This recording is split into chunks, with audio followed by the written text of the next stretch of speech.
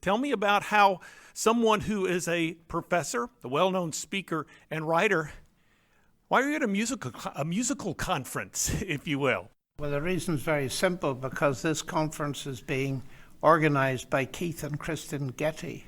Kristen Getty is my niece, and I introduced her to Keith. And so they've invited me as a special guest at the conference. That is outstanding. So how did you, as you mentioned, Kristen is your niece, how is it that you got her and Keith together? Oh, well, simply because I knew Keith earlier, and when she developed interest in singing, she asked me, did I know anybody who might help her? And so that's how it happened.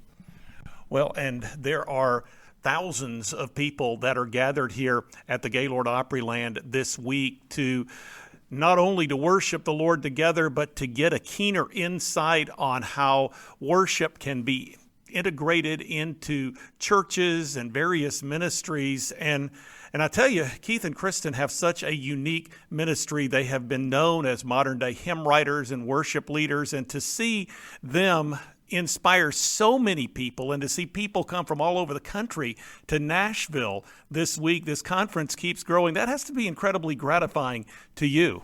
Oh, it's very encouraging to me, especially the fact that the hymns they write and the music they write are hymns that are very full of very clearly expressed biblical content. And so what they've done is get the world back to singing biblical hymns that actually teach people what the Christian faith is about and move us away from emotional, narcissistic hymns which have very little content at all.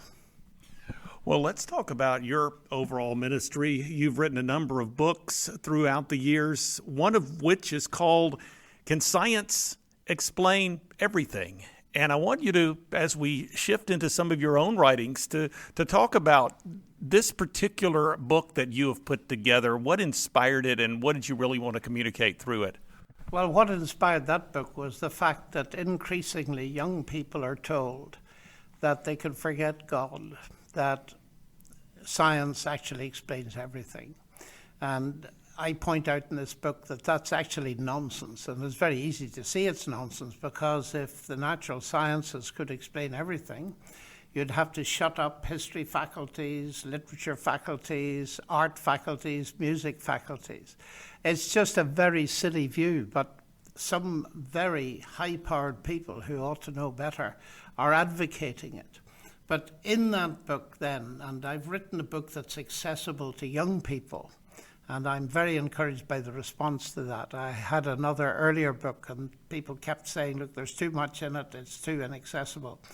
So this book really helps people, even if they haven't a scientific understanding, to grasp what science can say and what it cannot say.